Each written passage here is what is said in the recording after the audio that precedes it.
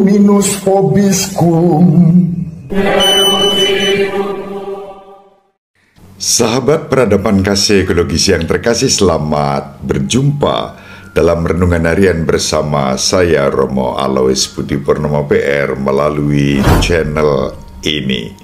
Semoga panjenengan selalu sehat, tetap semangat tanpa sambat, dan selalu bahagia, kebahagiaan yang bersumber dari Tuhan Allah kita. Mari kita awali perjumpaan kita dengan bersatu di dalam doa. Dalam nama Bapa dan Putra dan Roh Kudus. Amin. Allah Bapa Maha Kuasa dan Kekal, Maha Pengasih dan Penyayang, Engkau menghendaki agar kami menghormati Engkau bersama semua orang kudus-Mu dalam perayaan hari ini sebagai hari raya semua orang kudus. Kami mohon anugerahkanlah kepada kami kelimpahan belas kasih-Mu yang kami rindukan berkat bantuan doa semua orang kudus yang telah berbahagia di surga, agar kami yang masih berziarah di dunia ini kelak Kau persatukan dalam persekutuan para kudus di surga dengan pengantaraan Tuhan kami Yesus Kristus Putra-Mu yang hidup dan berkuasa bersama Dikau dalam persatuan Roh Kudus, Allah yang Maha Esa Tritunggal Maha Kudus, sepanjang segala masa. Amin. Dalam nama Bapa dan Putra dan Roh Kudus. Amin. Sahabat peradaban kasih ekologis yang terkasih, hari ini adalah Hari Raya Semua Orang Kudus. Khas Hari Raya kita sebagai anggota Gereja Katolik, sesuai dengan sahadat kita dalam sahadat singkat, kita berseru, aku percaya akan Roh Kudus, persekutuan para kudus, pengampunan dosa, kebangkitan badan, dan kehidupan kekal. Amin. Itu bagian terakhir dari sahadat rasuli kita. Kita percaya pada persekutuan para kudus.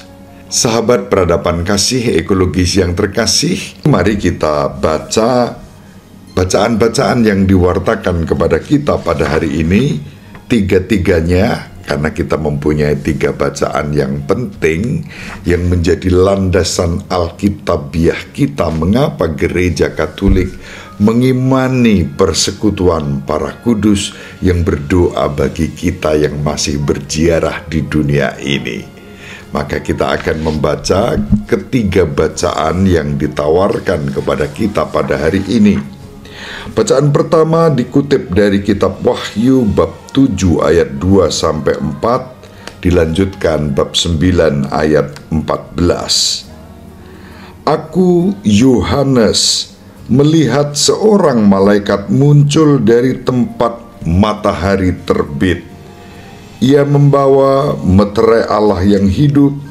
Dengan suara nyaring ia berseru kepada keempat malaikat yang ditugaskan untuk merusakkan bumi dan laut, katanya, janganlah merusak bumi atau laut atau pohon-pohon sebelum kami memeteraikan hamba-hamba Allah kami pada dahi mereka. Dan aku mendengar jumlah mereka yang dimeteraikan itu 144.000 yang telah dimeteraikan dari semua suku keturunan Israel. Kemudian daripada itu aku melihat suatu kumpulan besar orang banyak yang tidak terhitung jumlahnya, dari segala bangsa dan suku, kaum, dan bahasa. Mereka berdiri di hadapan tahta dan di hadapan Anak Domba, memakai jubah putih dan memegang daun-daun palem di tangan mereka. Dengan suara nyaring, mereka berseru, "Keselamatan bagi Allah kami yang duduk di atas tahta dan bagi Anak Domba." Dan semua malaikat berdiri mengelilingi tahta, tua-tua, dan keempat makhluk yang ada di sekeliling tahta itu. Mereka tersungkur di hadapan tahta itu dan menyembah Allah sambil berkata, "Amin, puji-pujian dan kemuliaan, hikmat dan syukur, hormat, kekuasaan, dan kekuatan bagi Allah kita sampai selama-lamanya. Amin." Seorang dari antara tua-tua itu berkata kepadaku, "Siapakah mereka yang memakai jubah putih itu? Dan dari manakah mereka datang?" Maka kataku kepadanya, "Tuanku, Tuan mengetahuinya." Lalu ia berkata kepadaku, "Mereka ini adalah orang-orang yang keluar dari kesusahan besar. Mereka telah mencuci jubah mereka dan membuatnya putih di dalam darah Anak Domba." Demikianlah sabda Tuhan. Syukur kepada Allah. Sahabat peradaban kasih ekologis yang terkasih, itu bacaan yang pertama. Kita lanjutkan dengan bacaan yang kedua yang dikutip dari surat pertama Rasul Yohanes bab 3 ayat 1 sampai 3. Saudara-saudara terkasih, lihatlah betapa besar kasih yang dikaruniakan Bapa kepada kita, sehingga kita disebut anak-anak Allah. Dan memang kita sungguh-sungguh anak-anak Allah. Karena itu dunia tidak mengenal kita, sebab dunia tidak mengenal Dia. Saudara-saudaraku yang terkasih, sekarang kita ini sudah anak-anak Allah. Tetapi bagaimana keadaan kita kelak belumlah nyata. Akan tetapi kita tahu bahwa apabila Kristus menyatakan dirinya, kita akan menjadi sama seperti Dia, sebab kita akan melihat Dia dalam keadaannya yang sebenarnya. Setiap orang yang menaruh pengharapan itu kepadanya, ia menyucikan diri sama seperti Dia yang adalah suci. Demikianlah sabda Tuhan. Syukur kepada Allah.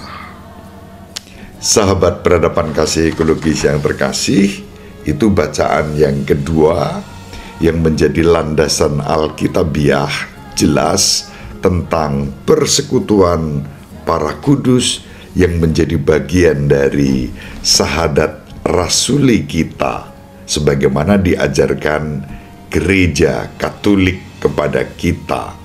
Gereja Katolik Roma dengan setia menghayati melalui hari raya semua orang kudus pada hari ini.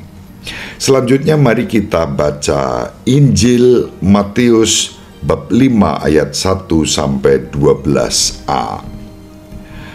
Sekali peristiwa ketika melihat banyak orang yang datang, Yesus mendaki lereng sebuah bukit.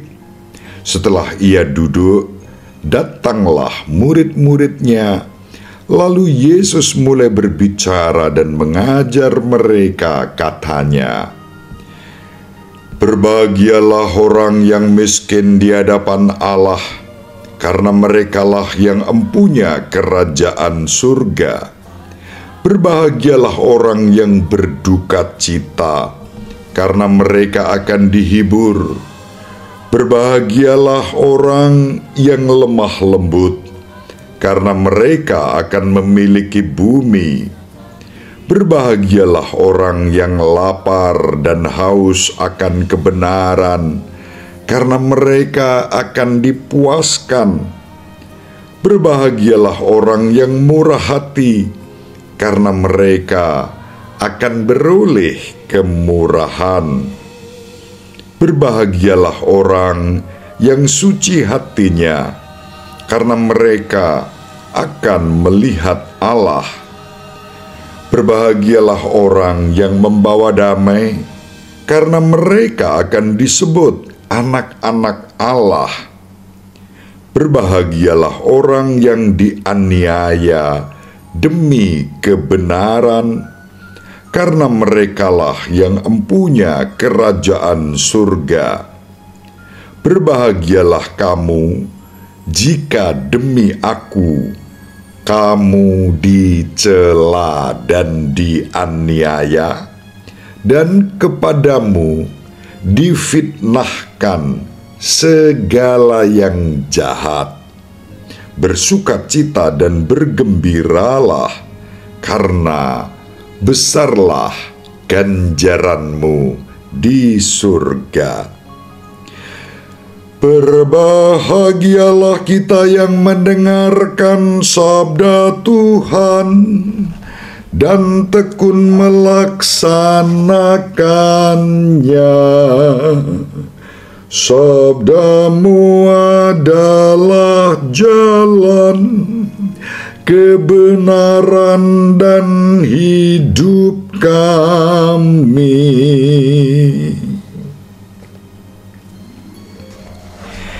Sahabat peradaban kasih ekologis yang terkasih, lengkap sudah kita membaca teks-teks kitab suci yang menjadi landasan Alkitabiah mengapa Gereja Katolik menyebut para kudus sebagai persekutuan pertama-tama di dalam sahadat kita.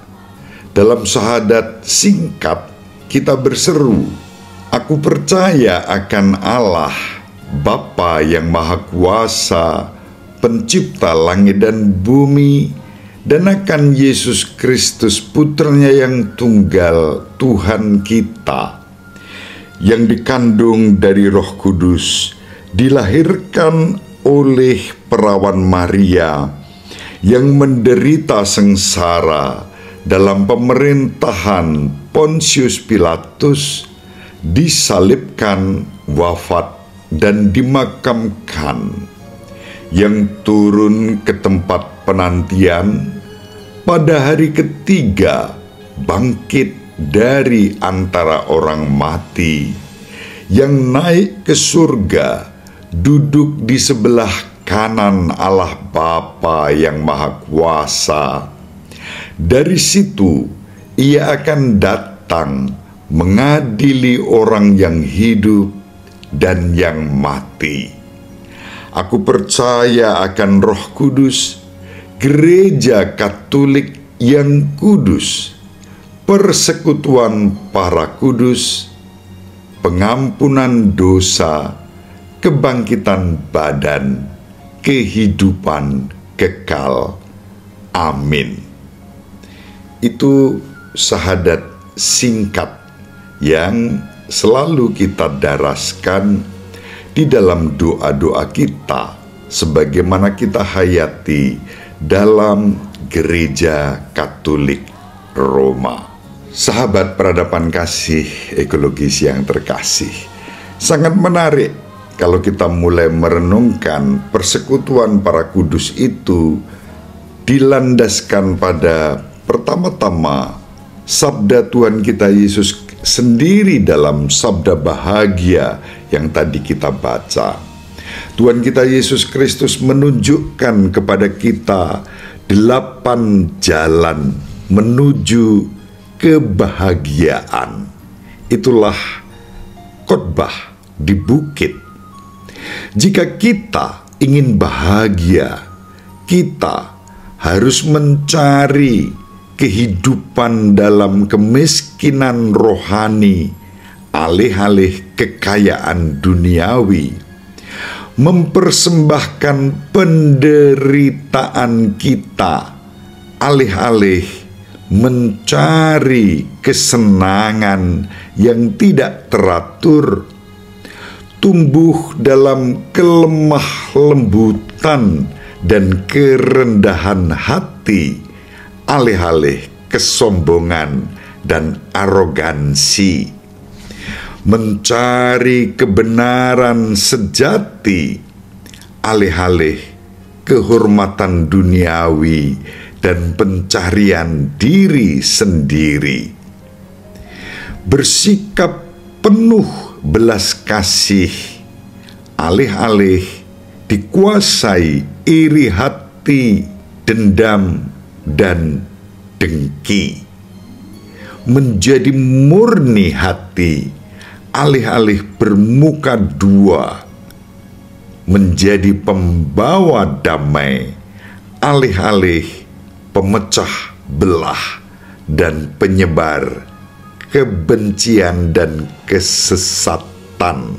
Jalan menuju kebahagiaan juga ditandai dengan sikap menerima penganiayaan, penghinaan, celaan karena iman kita yang benar kepada Kristus dalam keutuhan melalui sikap rendah hati dan ketaatan.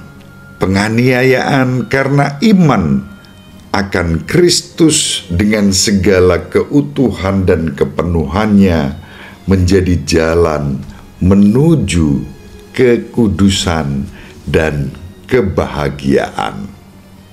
Sahabat peradaban kasih ekologis yang terkasih, jalan menuju kebahagiaan sejati jelas merupakan sebuah paradoks kalau kita tempatkan dalam sabda Tuhan Yesus dalam Injil Matius bab 5 ayat 1 sampai 12 yang tadi kita baca. Kita biasanya tidak berpikir bahwa mereka yang berduka atau mereka yang sedang dianiaya itu ternyata bahagia. Kebahagiaan yang tidak diukur dengan ukuran dunia, tetapi kebahagiaan yang diukur dengan sabda Tuhan sendiri. Ketika dunia kita ingin menerima kebohongan-kebohongan besar dan menyamakan kebahagiaan dengan kekayaan duniawi, kekuasaan, kesenangan-kesenangan manusiawi, Tuhan kita Yesus Kristus menunjukkan yang sebaliknya. Tuhan kita Yesus Kristus menghendaki kita melihat bagaimana kerendahan hati, kepatuhan, bukan protes, bukan berontak, tetapi taat dalam kerendahan hati, patuh pada bimbingan Roh Kudus, kepercayaan bahwa Allah menyelenggarakan hidup ini secara sempurna seturut rencana dan kehendaknya, bukan menurut pikiran-pikiran dan analisis tafsiran kita belaka. Allah menghadirkan keadilan di dalam salib, kedamaian, kemurnian, dan belas kasih dalam kehidupan yang ditawarkan kepada kita. Jalan menuju kekudusan dan kebahagiaan. Sabda bahagia yang penuh dengan paradoks sudah dihidupi kebenarannya melalui kehidupan para kudus di surga. Mereka bukan datang tiba-tiba, tetapi dalam perjuangan di dunia menghayati 8 jalan menuju kebahagiaan tadi secara sempurna. Kuncinya adalah kerendahan hati, ketaatan, kepatuhan, bukan pemberontakan, bukan protes, bukan perlawanan, apalagi dengan sikap menghina orang lain. Para kudus berhasil menghayati sabda bahagia itu dan menjadi model kita. Maka di sanalah tempat sahadat kita mendapatkan pengharapan masa depan yang penuh kebahagiaan. Sahabat peradaban kasih ekologis yang terkasih, tentu yang namanya kekudusan, kebahagiaan adalah anugerah dari Allah dan buah penebusan Sang Anak Domba Paskah, yakni Tuhan kita Yesus Kristus sendiri. Itu yang digambarkan di dalam bacaan yang kedua, Kitab Wahyu yang ditulis oleh Santo Yohanes, mengingatkan bahwa keselamatan dan kebahagiaan kita bukanlah suatu yang kita capai dari kekuatan kita sendiri, tetapi merupakan anugerah dari Allah sendiri berkat karya Roh Kudus dalam Tuhan kita Yesus Kristus. Syukur kepada Allah, baptisan yang kita terima dalam nama Bapa, Putra, dan Roh Kudus membenamkan kita dalam persekutuan para kudus. Pertama-tama Bapa, Putra, dan Roh Kudus, dan kemudian mereka-mereka yang telah memberikan teladan ketaatan sempurna, mulai dari Ibu Maria, Bapak Yosef, para kudus yang tak terhitung jumlahnya. Memang kitab Wahyu menyebut angka 144.000, itu yang dihubungkan dengan sisa-sisa Israel.